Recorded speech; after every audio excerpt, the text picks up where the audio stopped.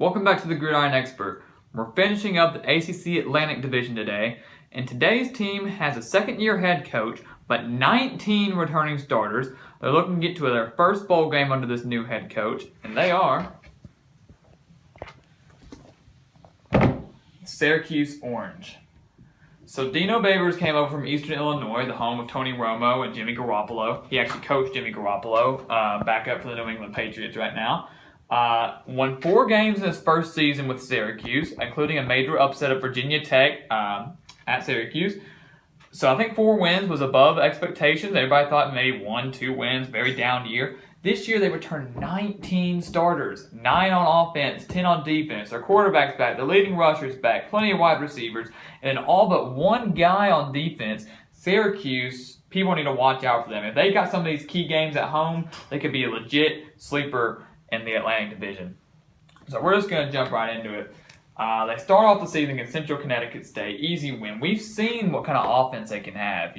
Last year they lost their finale against Pittsburgh, but they lost, I think it was 76-61. So yes, the defense was a little bit of a concern, but the offense could also put up 61 points against an ACC opponent. So the offense is there. I think the defense will be improved with 10 returning starters. They've had all offseason to work on that.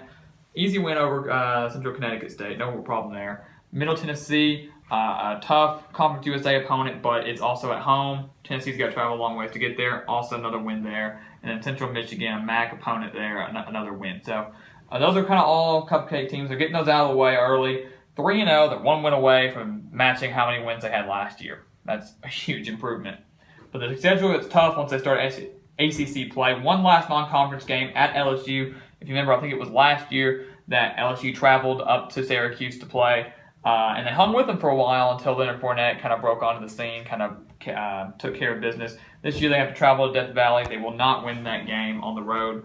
We know Death Valley is a tough place to play. LSU has higher expectations, and although I like their 19 starters, they're not good enough to win at Death Valley yet. Some SEC teams can't even do that. So then they go to North Carolina State. As I've said before, I'm really high on them.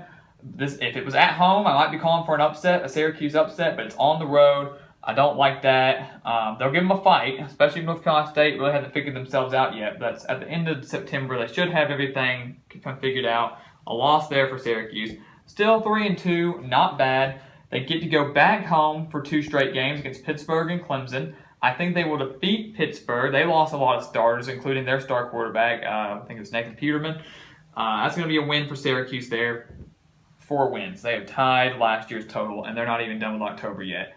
Clemson at home, I've said they need to watch out. Clemson needs to watch out for this game. This could be a potential upset game like Virginia Tech was last year for Syracuse. But I don't think Clemson's going to be as bad as everybody thinks they're going to be, or as upsetting as everybody thinks they're going to be. I think Syracuse will give them a fight, but in the end, Clemson will lose. Syracuse will lose to Clemson at home. Which is still okay. They're 3-3, 500, and then they had to travel to Miami, another tough place to play, another tough ACC foe, cross division, but they will get a loss there too. So much need a bye week. They're 4-4, and they're still looking pretty good. They're tied with last year's season record. They've got 2 more home games left, 2 more road games. They're going to need 2 of those wins to get them to a bowl game. And like I said before, those 19 starters will really play a big factor down the stretch. They know what it's going to take. Babers brings the intensity. I like all that. So much need a bye week before they had to head to Florida State. That is a horrible game to come out of a bye week with against a tough Seminoles team. They're going to get the loss at Florida State, unfortunately for them. But then they get to go back home against Wake Forest, a team that I did not pick very high, a team I think will struggle this season. Syracuse offense, I think, will take care of business over the Demon Deacons, and we'll get them a win there. They're 1 win away from a bowl game. They have to face Louisville on the road. Last season, if you remember, Louisville faced Syracuse second week of the season. It was a Friday night, and Lamar Jackson went off. That was still before everybody was buying the hype. He scored 7 touchdowns against Charlotte, but we weren't really sure if he was for real until he played Syracuse. That was also the game he'd hurdle over the guy for the touchdown. That was his Heisman highlight right there. So this year they have to travel to Louisville.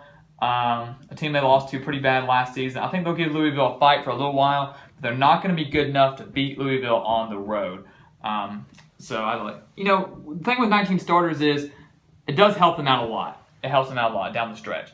But just because they have 19 starters does not mean they're guaranteed instant success. If you look at this, they're only at 5 wins. They're 5-6 with those 19 starters. So it's going to play a huge factor. They're going to win some games they didn't win last season, but it doesn't mean they're going to win 8 or 9 games.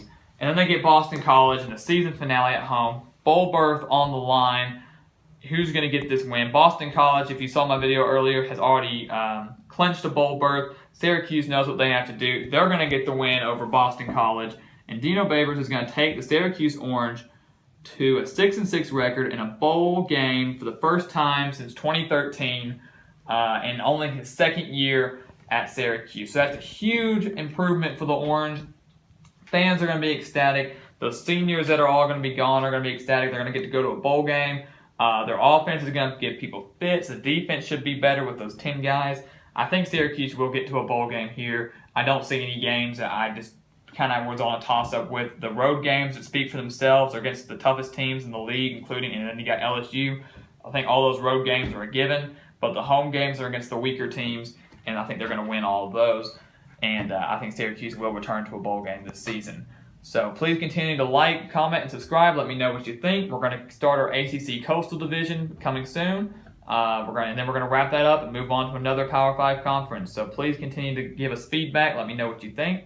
And we will see you next time on the Gridiron Expert.